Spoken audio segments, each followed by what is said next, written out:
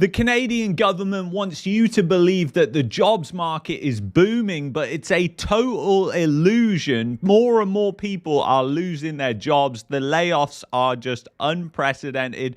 But first of all, let's get into this manipulated jobs report that comes from the Canadian government. Now, note, this is a labor force survey that is done by phoning people up, so the accuracy of this isn't that great. But basically, you can see employment increased by 60,000. And basically, what happened to the unemployment rate? It did nothing, stayed the same. You had the youth unemployment rate that reached a 15-year high. This is a new high for youth unemployment of 14.7%. That is absolutely depressing. It's depressing as hell. But it is what is happening. And in September, there was an increase in full-time employment while part-time employment fell. We'll get on to why that happened right now. So it's because public sector employment rose by 31,000 in September. So over 50% of the jobs that were created in September were government jobs. I mean, if this fucking report can get manipulated enough, it's just right there in black and white. That is what is happening. So the government is hugely manipulating the numbers here, if you can even believe these numbers, because like I said, it's a telephone survey, so you got to take these numbers with a pinch of salt. The private sector added 22,000 jobs. I mean, crazy, isn't it? Like nearly 30% more jobs were added by the government than the private sector. And this was a chart that was actually put out by Wower.ca. It's old because it only goes to 2024, but you can see the diverging trend here. The United States public employees here are going down. You've got the UK that's up, but you know, it's only at like 2014 levels. And then you've got Canada. You have to go all the way back to around 1994 to find a time, where jobs in the government were this high. So the government is just making more and more up of the economy. As the economy collapses, the government just continues to expand, which is just going to make the economy obviously so much worse. And then take a listen to some of the stories of people who are in that job market and some of the stories from the youth.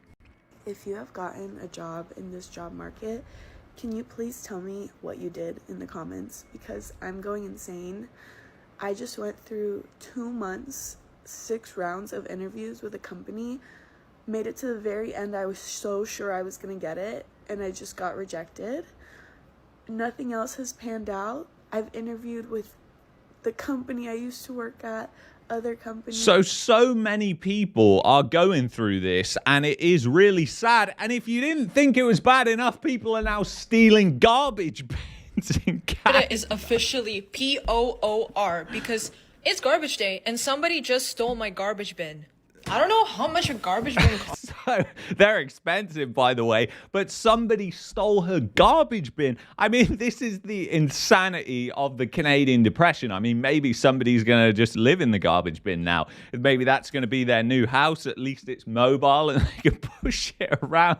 I don't know. I mean, it's just absolutely insane what's going on. Some of the recent developments, this comes from Red Pill Rick. Calgary-based Imperial Oil to eliminate 20% of the workforce. And I still remember where a lot of people were saying when oil was over $100 a barrel that this is going to be the new boom for Alberta and particularly Calgary. And it's just the usual bust, unfortunately.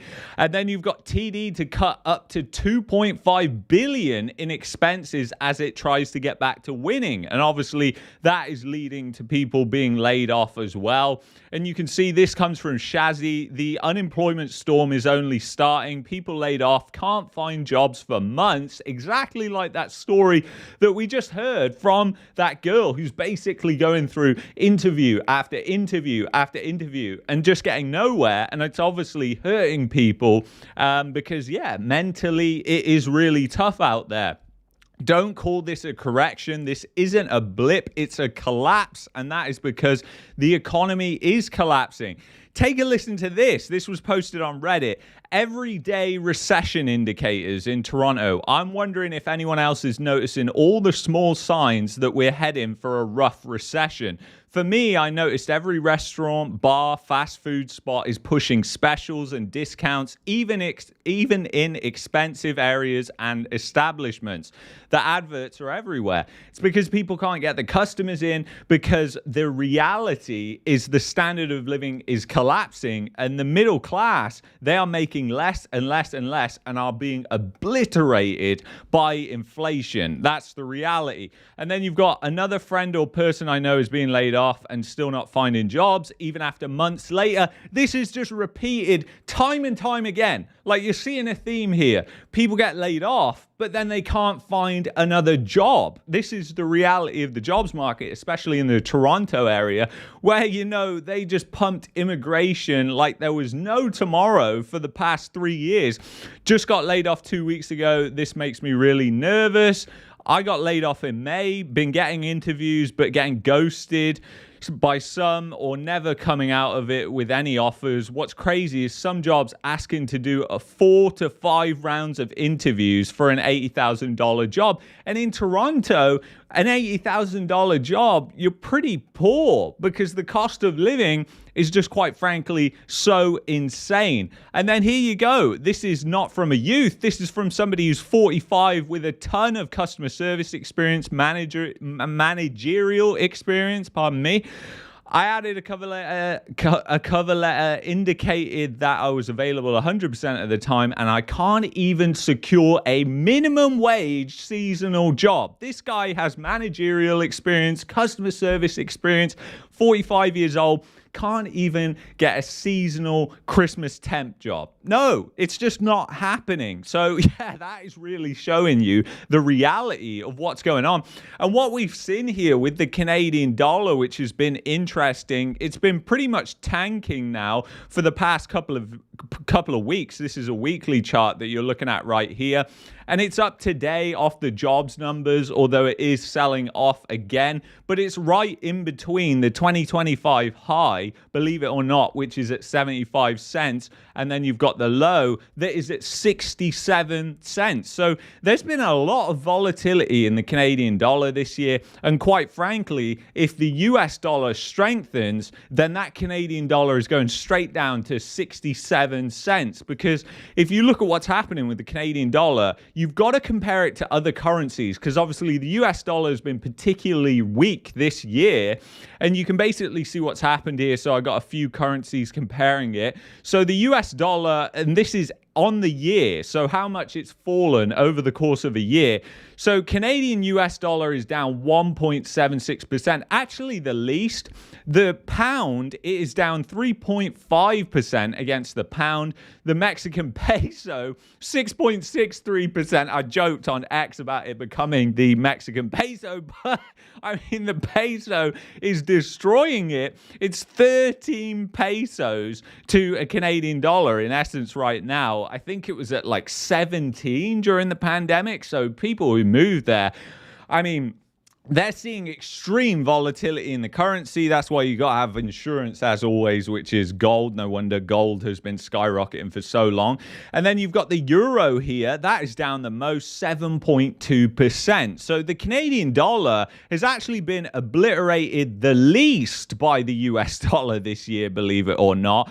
All other major currencies are destroying the Canadian dollar. And what that essentially means is if the US dollar comes back and starts increasing in strength again, that Canadian dollar is just going to go straight down against the US dollar. It's showing you the underlying weakness of the Canadian dollar by looking at these other currencies here. And it ain't looking good. It ain't looking good when you look at the fiscal situation in Canada. Obviously, everybody knows what is going on there as well. And now I want to show you a couple more things with this report. So obviously the youth unemployment rate up to 14.7% in September, highest since September 2010. I know, absolutely crazy.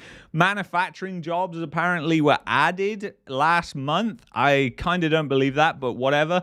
Wholesale and retail trade down. Construction, I believe that. Educational services, transportation and warehousing, and then most other things were kind of flat apart from agriculture, healthcare, and social assistance there. And then if you look across the provinces, Alberta has been like very volatile with the unemployment rate. So obviously last month unemployment rate went up significantly in Alberta. This month it's reversing a lot of those gains. Then you've got BC that's up slightly. Saskatchewan unemployment's up 1.3%. You've got Manitoba that it's up 0.5%. Ontario's up to 7.9%. It's now overtaken Alberta. Quebec 5.7%. It's actually down the unemployment rate there. You also look at rents, they're actually up. It's one of the only places that is up. So you've got unemployment low, you've got rents that are also up. It's no wonder Montreal's housing market is not showing any signs of cracking at the moment.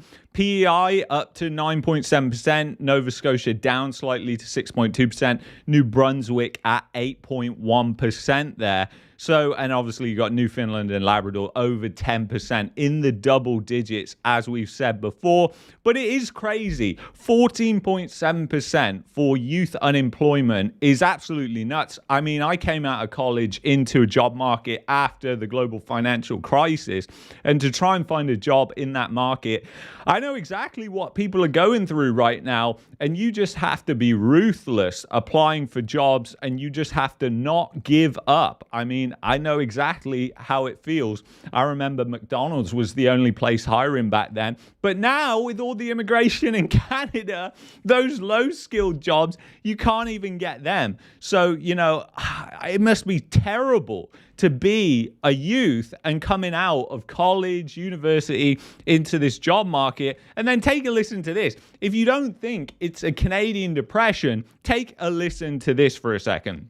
Well, today's report is not a surprise to us on the ground, feeding 1 in 10 Torontonians. Today's report, giving the federal government a D, talks about food insecurity and the fact. So you've got him. Well, not him in particular, but you've got the food banks that are feeding 1 in 10 Torontonians. It's absolutely insane, but continue listening. Now, 1 in 4 Canadians suffer from food insecurity. 1 in 4 Canadians is suffering from food insecurity. So what does that tell you about the economy? When people cannot afford to eat, that is a literal depression. That's a depression in my book, because you're looking at exactly the same shit as you were looking at in the Great Depression, where you've got people lining up at soup kitchens. And this is the reality in Toronto and in Canada, in many cities. It is literally a depression out there. Anyway, I want you to have a happy Thanksgiving. Thank you so much for watching, and I will see you in the next one. Take care, everyone.